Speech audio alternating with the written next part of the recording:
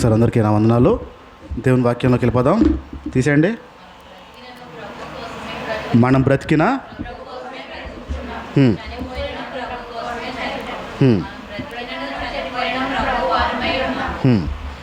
Right. మనం బ్రతుకంతా దేవుడిది, మరణం కూడా దేవుడిదే. మనం బ్రతికిన చనిపోయిన దేవుడి వారేమి అయ్యున్నాము. ఈ విషయంలో మనం నేర్చుకుంటున్న విషయాలు, మనం దేవుని వారం అయితే మన ప్రార్థన కూడా ఏమై ఉండాలి? దేవునికి సంబంధించిన ప్రార్థనే అవ్వి ఉండాలి. ఈ దేవునికి సంబంధించిన ప్రార్థనలో మనం కొన్ని విషయాలు నేర్చుకుంటున్నాం. మత్తయి సువార్తలోంచి 6వ అధ్యాయము 9వ మాట. మత్తయి సువార్తలోంచి 6వ అధ్యాయము 9వ మాట. కాబట్టి మీరు ఇలా ప్రార్థన చేయండి: పరలోకంలో ఉన్న మా తండ్రి, నీ నామం పరిశుద్ధపరచబడును గాక. రైట్. ఇక్కడ శిష్యులు అడిగారు ఆ విషయంలో. యేసు ప్రభు చేస్తున్న ప్రార్థన చెయ్యాలని ఆశపడి, అప్పుడు వరకు వారు చేస్తున్న ప్రార్థనకి, యేసు ప్రభు చేస్తున్న ప్రార్థనకి ఏదైనా తేడా ఉంటుందా అని ఆలోచండి. శిష్యులు యేసు ప్రభుని అడిగారు ఏమని ప్రార్థన చేయాలని. అప్పటి వరకు యేసు ప్రభు ప్రార్థన చేయడం వీళ్ళు చూశారు. వీళ్ళకి తెలిసి అంటారు, తెలియదు అంటారు. ఎలా ఏం చేసి ఉంటాడు? తెలిస్తే అడుగుతారా? ఇప్పుడు మీరు ఇంట్లో కూర్చుని ప్రార్థన చేసుకుంటూ ఉంటారు. మీరు ఏం ప్రార్థన చేశారు ఎవరికి తెలుస్తుందా? ఇదే సమస్య వచ్చింది దానికి కూడా. శిష్యుడు కూడా అదే సమస్య. యేసు ప్రభు దూరం గెలిపి ప్రార్థన చేసుకుంటున్నాడు, ఏం ప్రార్థన చేస్తున్నాడు ఆలోచించండి. ఏమి ఎక్స్పెక్ట్ చేసి ఉంటారు చెప్తారని? ఏం ప్రార్థన చేసుకుంటున్నారు? నేనేం ప్రార్థన చేస్తాను మీకు ఎవరికైనా తెలుసా? మీ ఎవరికి తెలియదు. ఒకవేళ ఎవరిని అడిగారు అనుకోండి, మీరు ఏం ప్రార్థన చేసుకుంటారా అని, మీ ఊహ ఏముంటుంది మామూలుగా? ఏముంటుందంటే, అన్న అన్ని దేవుడికి సంబంధించినవి ప్రార్థన చేస్తాడు, సొంతం ఏం చేయడమో అని మీ ఊహ ఆల్రెడీ ఉంటుంది మైండ్లో. ఎందుకంటే నేను వాగుతున్నాను కదా ఇక్కడ. ఇప్పుడు బాబు మీరు ఆపండి, దేవుడికి సంబంధించి చేయండి నేను వాగుతున్నాను కదా. మీ మైండ్లో కొన్ని ఊహలు ఉంటాయి. ఇప్పుడు శిష్యులు కూడా ఏదో ఊహ ఉండుంటుంది. ఏం చేస్తున్నాడు అబ్బా అస్తమాని వెళ్ళి, ఈయనకి ఏం అవసరం వచ్చి ఉంటుంది ప్రార్థన చేయడానికి? చచ్చిపోయినోడు లేపేస్తున్నాడు, ఏం అవసరం వచ్చి ఉంటుంది? అలాంటి వ్యక్తికి ఏం చేస్తున్నాడు ఈ డౌట్ వచ్చింది. ఏదో ఊహలు ఉండుంటాయి. డైరెక్ట్గా చెప్పాడు యేసు ప్రభు ఏం ప్రార్థన చేస్తున్నాడు డైరెక్ట్ చెప్పాడు. ఫస్ట్ ప్రార్థన ఏంటంటే, నీ నామము, తండ్రి పేరు పరిశుద్ధపడాలి అంటే ఆల్రెడీ ఏమైనట్టు దాని అర్థం? ఆల్రెడీ పాడైపోయింది. పరిశుద్ధంగా ఉండాలి కాదు, పడాలి, నీట్గా ఉండాలి. నీట్గా ఉండాలి అని అంటే దాని అర్థం ఏంటి? ఇది ఇచ్చి ఇది నీట్గా ఉండాలి అని చెప్పాను అంటే ఆల్రెడీ ఏదో అయ్యింది, ఇది ఇంక ఉండాలి. పడునుగాక అని అంటే పాడైపోయింది, ఆల్రెడీ పాడైపోయింది. దేవుడి పేరు పాడైపోయింది, అది బాగోవాలి. ఎందువల్ల పాడైపోయిందంటే రోమీయులకు రాసిన పత్రిక 2వ అధ్యాయం 24వ మాట. ఎందుకు పాడైపోయింది అంటే కారణం ఏంటంటే రోమీయులకు రాసిన పత్రిక 2వ అధ్యాయం రాయబడిన ప్రకారము, మిమ్మల్ని బట్టే కదా. ఒక మాట రాయబడిన ప్రకారం అనండి. నన్ను బట్టే కదా. మిమ్మంటే అవతల వాళ్ళని అన్నట్టు ఉంది. రాయబడిన ప్రకారము ఎవరిని బట్టి? నన్ను బట్టే కదా దేవుడి నామము అన్ని జనుల మధ్యన దూషించబడుతుంది. రైట్. ఇక్కడ అన్ని జనుల మధ్యన అంటే యేసు ప్రభు తెలియని వారు, నమ్మని వారి మధ్యన దేవుడి పేరు ఎందుకు పాడైపోతుంది అనే విషయాలు మనం పోయిన వారాల్లో నేర్చుకున్నాం. మొదటిది ఏంటంటే, బైబిల్ చెప్పని భక్తి చేసి ఆ భక్తి క్రియలను చూపించి బైబిల్ బోధించినవి అన్నీ చేసి అన్యుల దగ్గర, ప్రజల దగ్గర ఆ పని చేసి దేవుడి నామానికి దూషణ కింద మారిపోయాం. రెండో అంశాలు మనం ఏం నేర్చుకున్నానంటే, వేషధారణ. ఏంటది? బైబిల్ ఒకటి చెప్తుంది, మనం ఇంకోలా ఉంటాం. బైబిల్ ఇంకోటి బోధిస్తుంది, మనం ఇంకోలా ఉంటాం. ఈ వేషధారణ వల్ల దేవుడి నామం పాడైపోతూ ఉంటుంది. ఈ వేషధారణ పోయిన వారంలో మనం నేర్చుకున్నాము. పరిష్కారం అనేది నేర్చుకున్నాం. వేషధారణ నుంచి బయటికి ఎలా రావాలి అనే పరిష్కారం నేర్చుకున్నాం. ఇంకొక భాగం ఉండిపోయింది, ఈ భాగం కూడా మనం ఒకసారి చూద్దాం బైబిల్లో ఉండి. ఇక్కడ బీపీలు షుగర్లు ఉన్నవాళ్ళు ఎక్కువైపోయారు లేరా? ఎక్కువైపోయారు. మా నాన్నగారు 6 నెలలకు ఒకసారి మొత్తం బాడీ చెకప్కి వెళ్తారు. 6 నెలలకి ఒకసారి. వెళ్తారు. బీపీలు చూస్తారు, షుగర్లు చూస్తారు, కొలెస్ట్రాల్ చూస్తారు, అన్నీ చూస్తారు, చెకింగ్ మొత్తం బాడీ చెకప్. రేపు టెస్ట్కి వెళ్ళాలంటే, రేపు ఉదయం టెస్ట్కి వెళ్ళాలి అంటే ఈరోజు ఉదయం నుంచి రైస్ తినరు, ఇడ్లీలు తినరు, కాఫీ టీలో షుగర్లు వేసుకోరు. ఈరోజు ఉదయం రేపు వెళ్ళాలంటే ఈరోజు వేసుకోరు, ఈరోజు చేయరు. ఎందుకు అలా చేస్తారు? ఎప్పుడు చేస్తున్నారు? రేపు టెస్ట్కి వెళ్ళాలంటే అమ్మో రేపు టెస్ట్కి వెళ్తాను నేను, ఈరోజు ఏం తిన్నాను అని అంటారు. ప్రతిసారి అదే పని చేసేవారు, రేపు టెస్ట్కి వెళ్ళాలి మాట్లాడాను. రేపు టెస్ట్కి వెళ్ళాలంటే మీరు ఈరోజు మోసం చేస్తే మీ లోపల ఉన్నది బయటపడదు. లాజిక్ అర్థం చేసుకోండి. చాలామంది చేసే పొరపాటు ఏంటంటే రేపు షుగర్ టెస్ట్కి వెళ్తాను అంటే ఈరోజు మానేస్తారు. భయంకరమైన మోసం అది. ఎవడో చేయట్లే, మీకు మీరు చేసుకుంటున్నారు. ఉన్నదాన్ని లోపల దాచి ఉండాలని చూపించాలని ప్రయత్నం ఇది. లోపల ఏ జబ్బు అయితే ఉందో అది బయటపడకుండా మిమ్మల్ని మీరు మోసం చేసుకుని అక్కడ రిపోర్ట్ ఆ రోజు బాగా వస్తే బాగుంది అంటున్నాం. మిగతా రోజుల్లో ఎలా తింటావో అలా తిని వెళ్ళాలి. అప్పుడేమవుతుంది? ఒరిజినల్ బయటపడుతుంది. మిగతా రోజుల్లో ఎలా తింటావో అలా తిని అప్పుడు షుగర్ టెస్ట్కి వెళ్ళాలి. కానీ చేసే పొరపాటు ముందు రోజు బాగా తగ్గించి తినేసి ఆ రోజు బాగా వచ్చేది అప్పుడు టెస్ట్ ఏం లేదు అంత నార్మలే ఒట్టిదే. మీరు మోసం చేసుకున్నారంతే, ఏం కాదు. మీరు యథావిధిగా ఎలా తింటారో అలా తిని వెళ్తేనే లోపలే ఉందో బయటపడుతుంది. ఇది లాజిక్ మాట. ఇప్పుడు ఆ డాక్టర్ దగ్గర మీకు రిపోర్ట్ బాగా రావాలని అని చేసే ఒక చిన్న ప్రయత్నము మీ మెదడుకు తెలియవు, కానీ లోపల దాగుంది అది జబ్బు. అది బయటపడాలంటే మీరు యథావిధిగా ఎలా తిన్నారో అలాగే వెళ్తేనే బయటపడుతుంది. రైట్? ఇక్కడ ఈ విషయాన్ని గుర్తుపెట్టుకోండి. లోపలే ఉందో బయట పడాలంటే ఎలాగున్నామో అలాగే ఉండాలి. ఈ పదం అర్థమవుతుందా? లోపల ఉన్నది బయటపడాలంటే ఎలాగున్నామో అలాగే వెళ్తేనే బయటపడుతుంది, లేకపోతే బయటపడదు. డాక్టరు నమ్మేస్తాడు, మనము అదే తృప్తిలో బతుకుతాం. పోయే శరీరం ఎవరిదిందుకి? మన శరీరమే. మోసం ఎవరు చేసుకుంటున్నారు? మనమే చేసుకుంటున్నాం. అలా చేయడానికి వీలేదు. ఎప్పుడైనా వెళ్తే షుగర్ టెస్ట్కి వెళ్తే ప్రతిరోజు ఎలా తింటారో అలాగే తినాలండి. మీ ఒరిజినాలిటీ బయటపడిపోద్ది అక్కడ. మోసం చేసుకోవద్దు. రైట్? ఇక్కడ ఎలాగుందో అలా బయటికి రావాలి అనే విషయాన్ని గుర్తుపెట్టుకోండి. ఒక్కసారి ఇప్పుడు యోహాను సువార్తకు వద్దాం. 2వ అధ్యాయం బైబిల్లో ఉండి యోహాను సువార్త 2వ అధ్యాయం. ఈరోజు కొంచెం రిఫరెంట్లు ఎక్కువ చెప్తాను, స్పీడ్గా చదవడం ప్రయత్నించండి. యోహాను సువార్త 2వ అధ్యాయం స్టార్టింగ్ చూడండి ఒకసారి. 3వ రోజున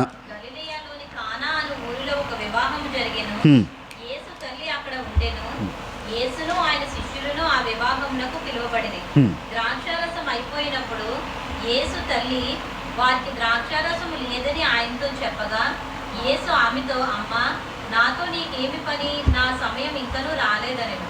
ఆయన తల్లి పరిచారకులను చూచి ఆయన మీతో చెప్పినది చేయండి అన్న. రైట్, నేను చెప్పేస్తాను చూడండి. యేసు ప్రభు వారి శిష్యులు కూడా కానాలో వివాహానికి పెళ్ళికి పిలుపు అందుకున్నారు. యేసు ప్రభు వెళ్తున్నాడు, యేసు ప్రభుతో పాటు శిష్యులు కూడా వెళ్తున్నారు ఆ పెళ్ళికి వెళ్ళారు. జనం ఎక్కువ వచ్చేసారు. వచ్చిన తర్వాత ఓపెనింగ్ డ్రింక్ వెల్కమ్ డ్రింక్. కొన్ని పెళ్ళిళ్ళలో కొంచెం ఖర్చు ఎక్కువ పెట్టిన పెళ్ళిలో చూడండి ఉంటుంది. మీరు వెళ్ళగానే ట్రే పెట్టిన ఇస్తాడు, వెల్కమ్ డ్రింక్ అని ఇస్తారు. ఖర్చు ఎక్కువ పెట్టిన పెళ్ళిలో ఇస్తారు. ఈ వెల్కమ్ డ్రింక్ అయిపోయింది, అక్కడ గ్రేప్ జ్యూస్ అయిపోయింది. అయిపోతే గొడవ అవ్వకుండా ఉంటుందా? మీ వాళ్ళందరికి పెట్టితే మా వాళ్ళు పెడతావా? ఈ గొడవలు వస్తాయి. ఈ విషయం చూసింది తల్లి చూసి, ఒరే అక్కడంతా ద్రాక్షరసం అయిపోయిందిరా, నువ్వు ఏదో చెయ్యాలరా అన్నది. పిలుపు అందుకుని వెళ్ళిన వ్యక్తి ఈయన, సంబంధం లేదు. అయినా ఈ విషయం అడుగుతుంది అమ్మ వచ్చి. యేసు ప్రభు సింపుల్గా అంటున్నాడు, నన్ను ఎందుకు అమ్మ నువ్వు కదుపుతావు, నీ పని నువ్వు చూసుకొని అనేసాడు. శిష్యులకు చెప్తుంది, ఆయన ఏం చేయండిరా అని చెప్పి వెళ్ళిపోయింది. శిష్యుల్ని పిలిచాడు. ఒరే అక్కడ అన్ని డ్రమ్ములు ఉన్నాయి కదా, బాణలు ఉన్నాయి కదా, అవన్నీ నీరుతో నింపేయండి అని చెప్పాడు. నీరుతో శిష్యులు చెప్పినట్టే మొత్తం అంతా నింపేశారు. ఇప్పుడు వెళ్ళి పంచేయండి అన్నారు. ఏంటి పంచమన్నారు? ఏంటి నింపమన్నాడు? నీరు నింపమన్నాడు. పంచమన్నది ఏంటి?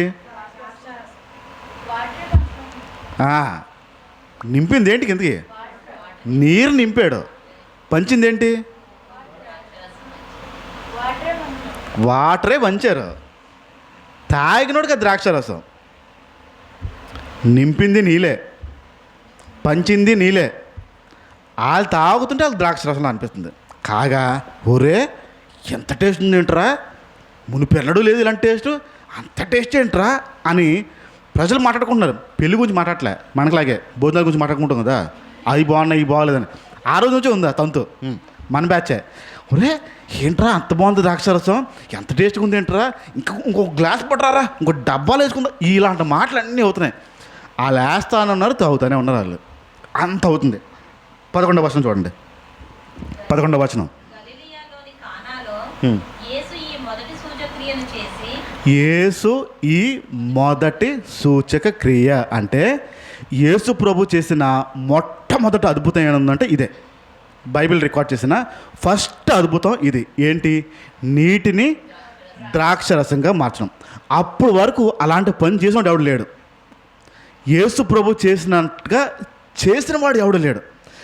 వాటర్ని తాగుతుంటే ద్రాక్షరసంలాగా మారిపోవడం, ఇది యేసు ప్రభు చేసిన మొదటి సూచక్రియ. గొప్ప విషయం కాదా? నెక్స్ట్ వద్దాం, మార్క్స్ వార్తకు వద్దాం. 1వ అధ్యాయం, మార్క్స్ వార్త 1వ అధ్యాయం.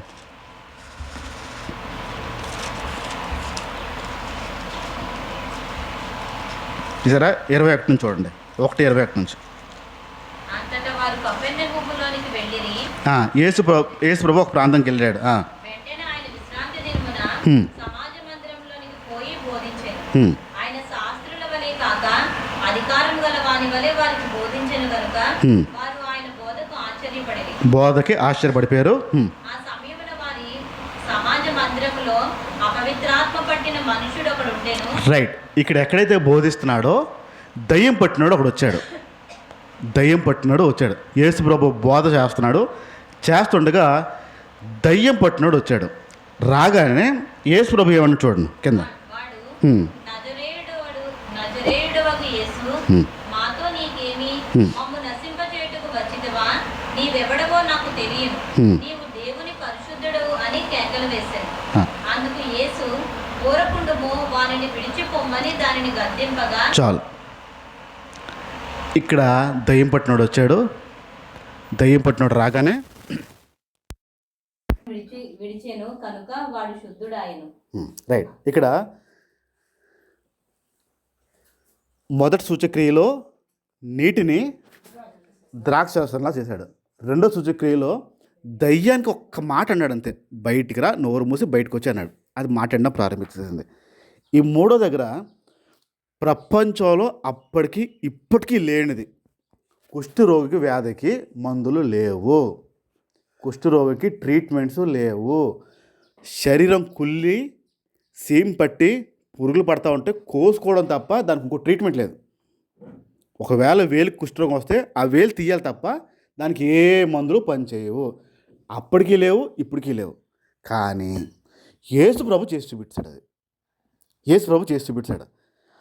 అప్పుడు వరకు కుష్ఠరోగికి వ్యాధికి ఎలాంటి మందులు లేవు, ఇప్పటికీ లేవు. కానీ యేసు ప్రభు ఒక మాట అన్నాడు. ఆ మాట బట్టి ఆ కుష్ఠరోగితో ఉన్నవాడు కుష్ఠంతా పోయింది.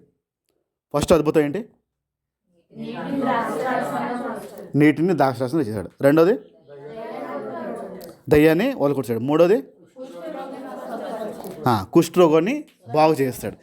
ఇవన్నీ ప్రపంచంలో ఎవరు చేయలేని పనులు. ఎప్పుడు ఎవరు ఇలాంటి క్రియలు ఎవరు చేయలేదు. రైట్. నెక్స్ట్ వస్తున్నాను. మార్క్స్ వార్త, అదే మార్క్స్ వార్తలో 5వ అధ్యాయం.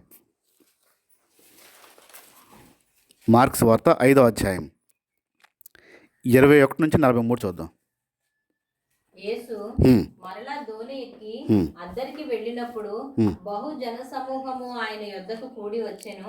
ఆయన సముద్ర తీరంలో ఉండగా సమాజ మందిరపు అధికారులలో యాయీరను ఒకడు వచ్చి ఆయనను చూచి ఆయన పాదముల మీద పడి, నా చిన్న కుమార్తె చావనై ఉన్నది, అది బాగుపడి బ్రతుకున్నట్లు నీవు వచ్చి దాని మీద నీ చేతులు ఉంచవలెనని ఆయనను మిగుల బతిమాలు కొనగా ఆయన అతనితో కూడా వెళ్ళెను.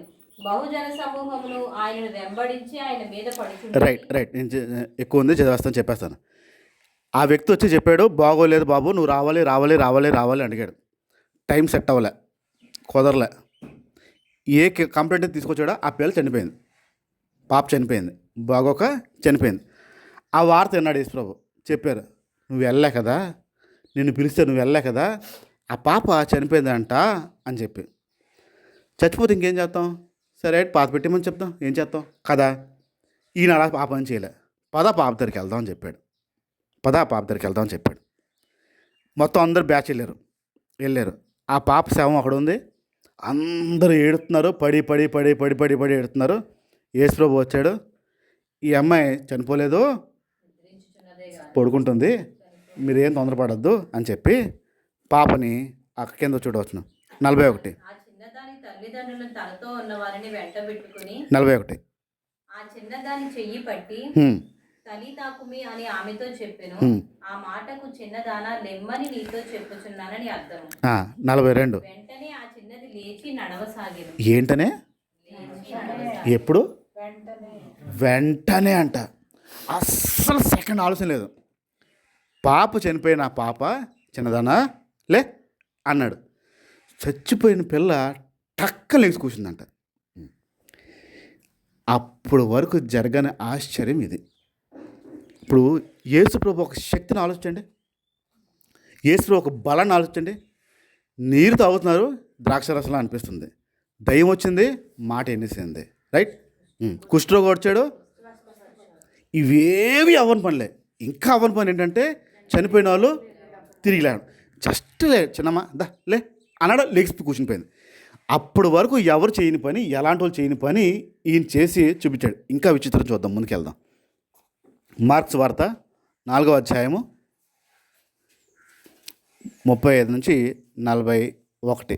మార్కు 5. ఆ దినమే సాయంకాలం అయినప్పుడు ఆయన అద్దరికి పోవుదుమని వారితో చెప్పగా వారు జనులను పంపివేసి ఆయనను ఉన్నపాటున చిన్న దోణిలో తీసుకుని పోయిరి. ఆయన వెంబడి మరికొన్ని దోణులు వచ్చెను. చాలు, నేను చెప్పేస్తాను. వచ్చే యేసుప్రభు వాళ్ళు అందరూ నడుచుకుంటూ వెళ్తున్నారు, దోణి ఎక్కారు, అక్కడికి వెళ్తున్నారు. హఠాత్తుగా తుఫాన్ వచ్చేసింది. ఈయన ఏమన్నాడు అప్పుడు? 39 చూడండి. అందుకు ఆయన లేచి గాలిని గద్దించి, ఎవరిని? గాలిని గద్దించి నిశ్శబ్దమై ఊరకుండుమని సముద్రముతో చెప్పగా గాలి అణగి మిక్కిలి నిమ్మళమాయెను. రైట్. ఇక్కడ చూడండి, చెవులు ఉన్నాయి లేదా మీకు? నాకున్నదా లేదా? మీకున్నాయి లేదా? మనకి వినపడడం కారణం ఏంటి? చెవులు ఉన్నాయి కనుక. గాలికి ఎక్కడైనా ఉంటుందా చెవులు? చూసారా? గాలికి చెవులు చూడలేదా? కనపడదు, గాలి కనపడదు. కానీ వాటికి ఎలా చెప్పాడు ఆయన? అవి ఎలాగన్నాయి అసలు? అప్పుడు వరకు చెయ్యని పనులన్నీ చేశాడు. ఫస్ట్ అద్భుతం ఏంటి చేశాడు? నెక్స్ట్ కుష్ఠరోగం, నెక్స్ట్ ఇలాంటి పనులు ఎవడు చేయలేదు. ఇప్పుడు ఈయన శక్తిమంతుడా కాదా? శక్తిమంతుడు. ఇలాంటి శక్తిమంతుడి దగ్గర క్రైస్తవుడు వేషధారణ వేస్తున్నాడు. ఏ పనులైతే చేయలేని ఉన్నాయో అలాంటి పనులన్నీ చేసిన వ్యక్తి దగ్గర, దేవుడి దగ్గర క్రైస్తవుడు వేషధారణ వేస్తున్నాడు. ఇంత చేసినోడు తెలీదా? ఇన్ని అద్భుతాలు చేసినోడు తెలీదా? ఇప్పుడు తెలియనిది ఎవరికి? మనకా దేవుడికా? ఒకసారి మత్తయి సువార్తకు వద్దాం. మత్తయి సువార్త 4వ అధ్యాయం. మత్తయి సువార్త 4వ అధ్యాయం, 9వ అధ్యాయం. మత్తయి 9, 4వ మాట చూడండి. యేసు వారి తలంపులు గ్రహించి, ఏంటది?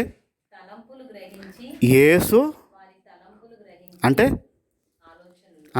యేసు ప్రభు వారి ఆలోచనలు గ్రహించి మాట్లాడారు. ఎందుకు వారు మాట్లాడలేదు, కానీ వారు లోపల ఏమనుకుంటున్నారో గ్రహిస్తాడంట, తెలుసుకున్నాడంట. మామూలుగా మనకు ఆ శక్తి ఉందా? వారు లోపల ఏమనుకుంటున్నారో తెలుసుకునే శక్తి ఉందా? లేదు. కొన్నిసార్లు కొన్ని వస్తువులు పోయినప్పుడు ఈ ఊర్లో ఉంటాయో తెలియదు కానీ బంగారం పోయిందంటే ఎవడు తీసాడో తెలిసినవాడు చెప్పాడు ఒకడు ఉంటాడు. ఏదో అంటారు పేరు దానికి, ఏంటది? అంజనం. ఇక్కడ చెప్తారా? అంజనం వేయించడం. ఆడు కూర్చుంటాడు, కొన్ని రకాల పనులు చేస్తాడు. చేసిన తర్వాత ఎక్కడుందో ఆడు చెప్తాడు, ఏ ప్రాంతంలో చెప్తాడు, ఎవడు తీసాడో చెప్తాడు. వాస్తవానికి అది నిజం కాదు. ఒక మనిషి పోయిందనగానే ఎందుకు వెళ్తాడు అక్కడికి? ఎవడో తీసాడని డౌట్ ఉంటే తప్ప, ఎవడో వ్యక్తి తీసాడు అనే డౌట్ ఉంటే తప్ప వెళ్ళడు. అది పట్టుకుంటాడు ఆడు. డౌట్ లేకపోతే వెళ్ళరండి, డౌట్ ఉంటేనే వెళ్తారు. ఆడు వెళ్తాడు, ఆడు కళ్ళు మూసుకుని చెప్తాడు, మీరు లేని టైంలో ఆ వ్యక్తి వచ్చి పలానా వ్యక్తి వచ్చి అని ఆడు చెప్తాడు. వాస్తవం కాదు, అది వాస్తవం కాదు. వస్తువు పోయిన తర్వాత అది వాస్తవం కాదు. ఇప్పుడు ఎవరి మనసులో ఏమనుకుంటున్నారో మనం గ్రహించలేం. అస్సలు మనకు తెలియదు ఆ విషయం, పలానా వ్యక్తి ఇలా అనుకుంటున్నాడని. కానీ యేసు ప్రభు దగ్గర మనసులో అనుకుంటున్న విషయం చెప్పడం ప్రారంభించాడు. ఆ వ్యక్తులు నోరెప్పట్లేదు, కానీ మనసులో ఏమనుకుంటున్నారో ఆ విషయాన్ని చెప్తున్నాడు. యోహాను సువార్త కొద్దాం ఒకసారి, 13వ అధ్యాయము. యోహాను సువార్త 13వ అధ్యాయము.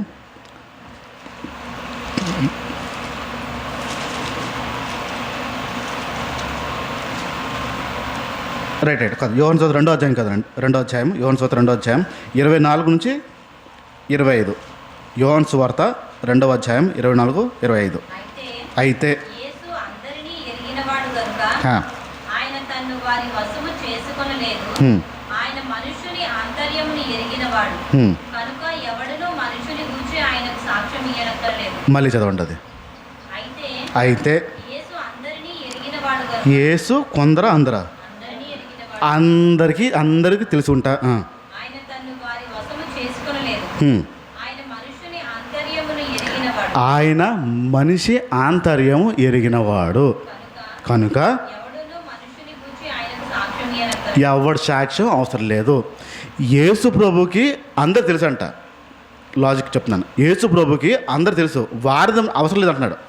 యేసు ప్రభుకి అందరి గురించి తెలుసు, అందరు హృదయం లోపల ఏముందో కూడా తెలుసు. ఈ విషయం చెప్తున్నాడు. ఫస్ట్ అద్భుతం ఏం చేశాడు? నీటిని ద్రాక్షరసం చేశాడు. 2, 3 కుష్ఠరోగిని బాగు చేశాడు. 4 చనిపోయిన వారిని. 5వది ఏం చేశాడు? గాలిని గద్దిస్తే గాలి మాట్లాడడం ప్రారంభించింది. ఇంకా ముందుకెళ్ళి ఏం చేశాడంటే మనిషి హృదయం లోపల ఉంది కూడా చెప్పేస్తున్నాడు. మనిషి ఏం ఆలోచిస్తున్నాడో, ఎలాంటి ఆలోచిస్తున్నాడో అది కూడా మాట్లాడడం ప్రారంభిస్తున్నాడు. ఇప్పుడు ఆలోచించండి, ఎంత శక్తి ఉన్న యేసు ప్రభు దగ్గర ఎవరు వేషధారణ వేస్తున్నారు? క్రైస్తవులు వేషధారణ వేస్తున్నారు. తెలియదేమో, యేసు ప్రభుకు తెలియదేమో అని అనుకుని క్రైస్తవులు చేసే పని ఇది. నేను కొంచెం ముందుకు వస్తాను. ఇప్పుడు ఒకసారి మత్తయి సువార్త రండి. మత్తయి సువార్త 16వ అధ్యాయం. ఇప్పుడు నేను విషయంలోకి వస్తాను, గమనించండి. మత్తయి సువార్త 16వ అధ్యాయము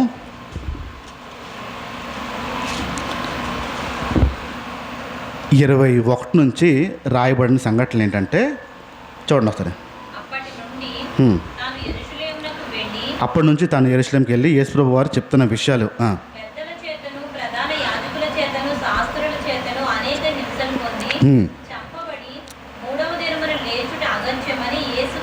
యేసు ప్రభు చెప్పాడు, ఇదిగో టైం దగ్గర పడింది, పెద్దలు, ఊర్లో వాళ్ళు, మిగతా వాళ్ళందరూ కలిసి నన్ను చంపివేస్తారు, నేను 3వ రోజుని తిరిగి లేస్తాను అనే విషయాన్ని చెప్పాడు. ఈ చెప్తున్నప్పుడు శిష్యులందరూ వింటున్నారు. యేసు ప్రభుని చంపేస్తారంట, 3వ రోజు తిరిగి లేస్తారంట అనే విషయం చెప్తున్నప్పుడు శిష్యులు వింటున్నారు. 22వ వచనం చూడండి. పేతురు గారు ఆయన చేయి పట్టుకుని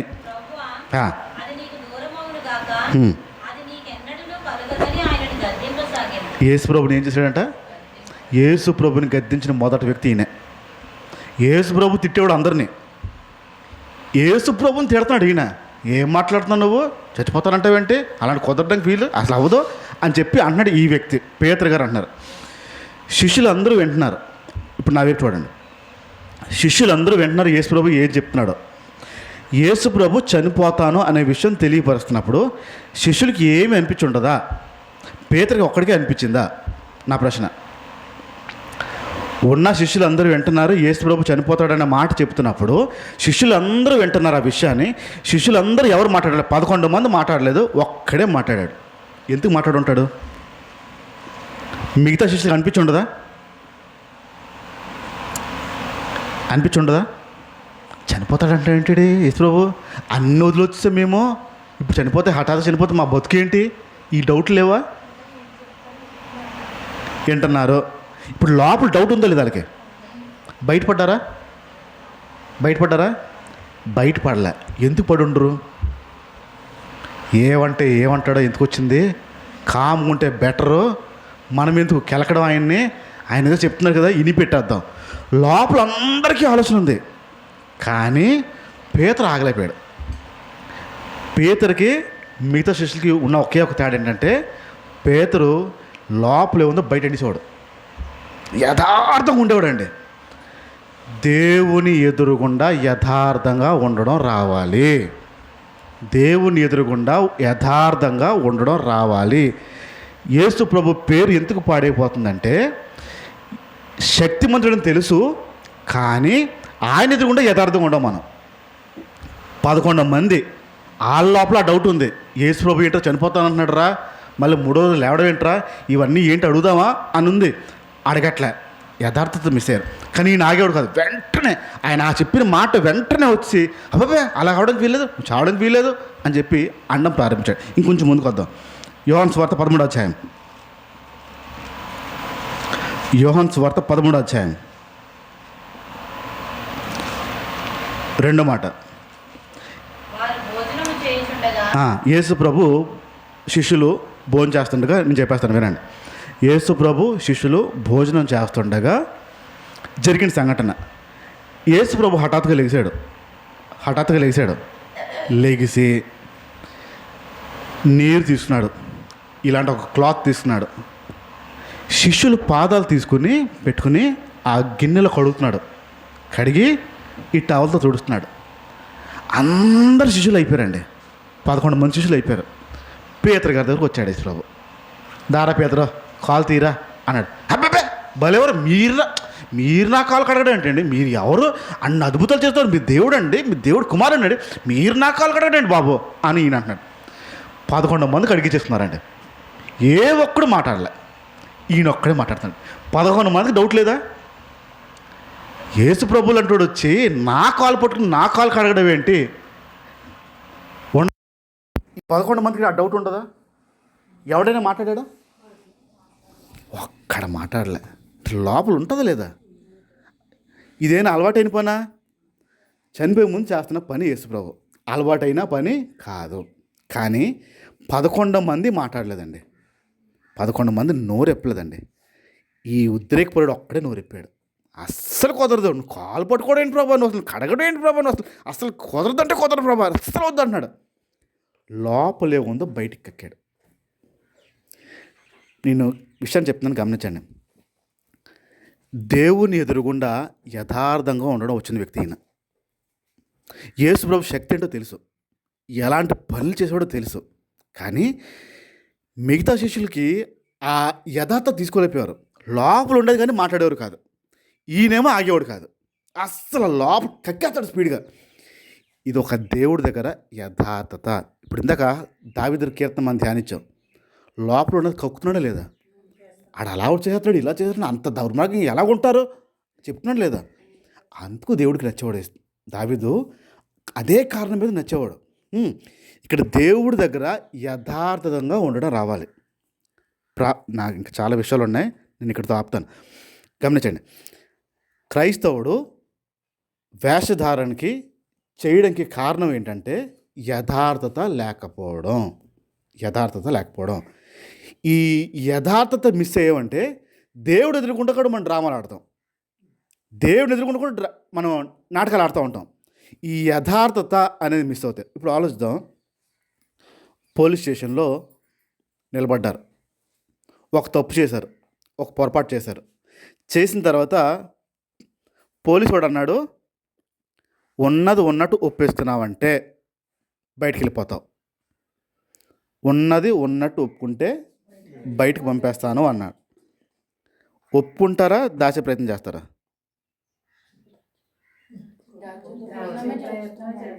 కదా, చేసే పని ఏంటి? అబద్ధం ఆడేస్తే ఆడికి తెలియదు అని అనుకుంటాం. వాస్తవం పోలీసుడు తెలిసిపోద్ది. జస్ట్ కళ్ళు చూసి చెప్తాడు అతను. ఆ అనుభవాలు కళ్ళు చూసి నిజం చెప్తున్నాడు అబద్ధం చెప్తున్నాడా చెప్తారు. ఇప్పుడు గన్ పెట్టారు, అబద్ధం ఆడేవా పేల్చేస్తానన్నాడు. ఇప్పుడు ఎలా ఉంటుంది? ఏమొచ్చింది భయం ఇప్పుడు? యథార్థత అనేది ఏం గుర్తుకొచ్చిందా, భయం గుర్తుకొచ్చిందా? యథార్థత, వాక్యము, దేవుడు అవేం కాదు. గుర్తుకొచ్చింది ఏంటి? గన్ను ఉంది, కాల్చేస్తాడు. చెప్పేస్తే పోయింది, ఒక సంవత్సరం నుంచి వేస్తాడు. ఇది కదా ప్రాబ్లం. ఎక్కడ వస్తుందంటే వేషధారణ చేయడానికి ప్రాబ్లం ఎక్కడ వస్తుందంటే, యేసుప్రభు శక్తి మనకు తెలుసు, యేసుప్రభు ఎలాంటి పనులు చేసాడో తెలుసు, యేసుప్రభు మనిషి హృదయం లోపల విషయం కూడా చూసేస్తాడనే విషయం తెలుసు.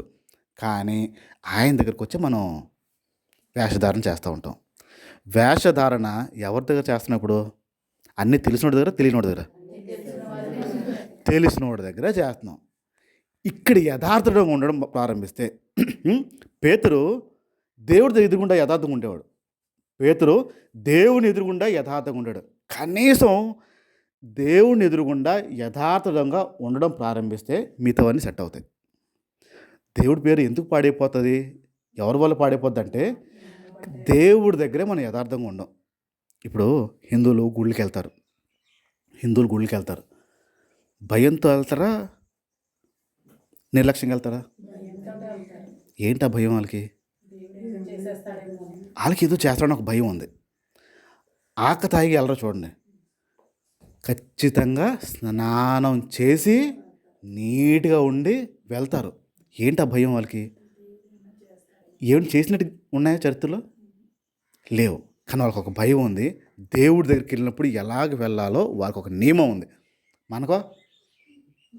మనకో ఏ నియమాలు లేవు. స్నానం చేయకపో, బ్రష్ చేయకపో. చెప్పే డైలాగ్ ఏంటి? దేవుడు పై రూపం చూడ్డు, లోపల హృదయం చూస్తాడు. చెప్పే డైలాగ్ మంది కదా.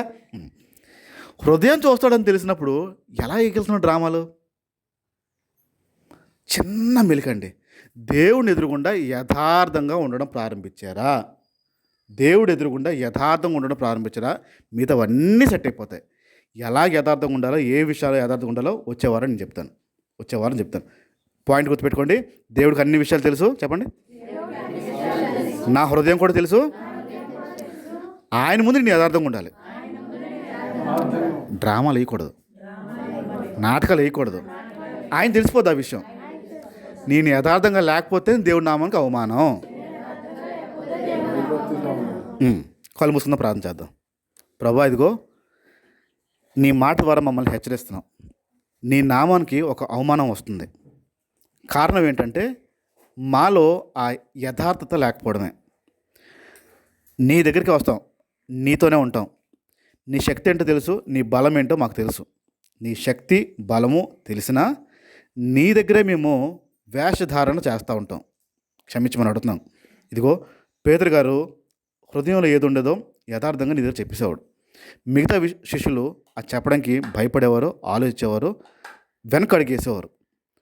ఎక్కడో చిన్న యథార్థత లోపించింది. కానీ పేతురు అలా కాదు. మీ దగ్గర ఉన్నది ఉన్నట్టు, తిట్లు తిన్నా దెబ్బలు తిన్నా ఉన్నది ఉన్నట్టే ఉండేవాడు ఆయన. ఇదిగో మేము కూడా నీ ఎదురుగుండా అలానే ఉండాలి. యథార్థత ఎక్కడైనా మాలో లోపిస్తుందేమో, ఆ యథార్థత లేకపోవడం వల్ల మేము ఎక్కడైనా తప్పుడు పనులు చేస్తున్నామో, వేషధారణ వైపు వెళ్తున్నామో. నీకు అన్ని విషయాలు తెలుసని తెలుసు, అయినా మాలో ఆ యథార్థత లేదు. నీ ఎదురుగుండా మేము వేషధారుల వలె ఉంటున్నాం. క్షమించమని అడుగుతున్నాం. ఇంక మీదటైనా మా భక్తి, మా జీవితం నీ దగ్గర యథార్థంగా ఉండేలాగా మాకు సాయం చేయమని అడుగుతున్నాం ప్రభువా. మేము యథార్థ హృదయంతో ఉండాలి, యథార్థ ఆలోచనతో ఉండాలి. కనీసం నీ ఎదురుగుండా ఉంటే మా బ్రతుకులు బయట బాగుంటాయి. నీ దగ్గర మేము వేషధారులాగా ఉంటే మా బ్రతుకులు ఎక్కడా బాగోవు. నీ దగ్గరికి వచ్చినప్పుడు మేము యథార్థ హృదయంతో ఉండేలాగా మాకు అందరికీ సాయం చేయమని, మహిమ మీరు పొందమని యేసు నామమున ప్రార్థించుచున్నాను తండ్రి. ఆమెన్. తండ్రి అయిన దేవుని ప్రేమ, కుమారుడైన క్రీస్తు కృప పరిశుద్ధాత్మక అన్యోన్య సాహసం కూడొచ్చిన ప్రతి ఒక్కరికి తోడేండి నడిపించిన గాక ఆమెన్ ఆమెన్. అందరికీ వందనాలు.